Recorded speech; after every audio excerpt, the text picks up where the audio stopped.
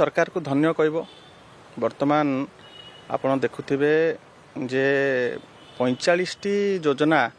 पूर्व सरकार कर नवीन बाबूंकर एमाने कॉपी पेस्ट करथिले। वर्तमान यही योजनाटी को बहुत रिसर्च करके बहुत मुंड खटेई की ए योजनाटी को करिसंती ता श्रेय निश्चित भाव में तांकू देई हबो एवं एमाने कहिथिले जे मद मुक्त ओडिशा करिवे बोली। वर्तमान मद युक्त ओडिशा होउची एतिके बुद्धि एतिके रिसर्च माने मु कहिबी डेवलप्ड कंट्रीज मानकर भी करि नथिबे किंतु एतिके रिसर्च जति नियुक्ति शिक्षा स्वास्थ्य प्रजुक्ति विद्या एवं दुर्नीति निवारण रे जदि सरकार करथांते ताले वर्तमान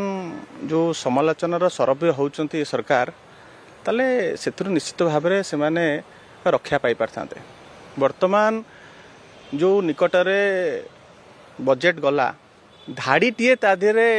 युवक मानक पई कि किछि नथिला किंतु वर्तमान सरकार छाती पिटिकी कहि परिबे जे युवक मानक टेट्रा पैक देइचंती आउ आ द्वारा सुविधा सरल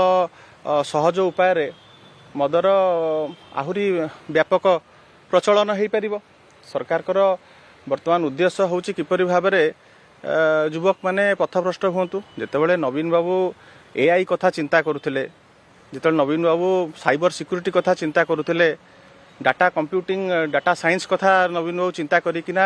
आपणकर कॉग्निजेंट आईबीएम आपणकर डेलॉयट आपणकर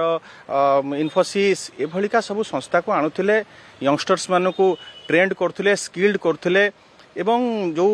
गुडार भविष्यत अछि एआई भलिका सब्जेक्ट जो गुडार भविष्यत अछि नवीन बाबू तांको स्किल्ड करिकिना तांको मानकू किपरि भाव में नियुक्ति देई हबो से कथा नवीन बाबू चिंता करथिले। आज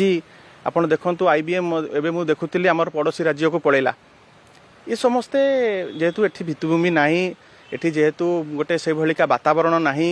से भलिया इकोसिस्टम नाही समस्ते वर्तमान पळेई जाउचंती अन्य राज्य को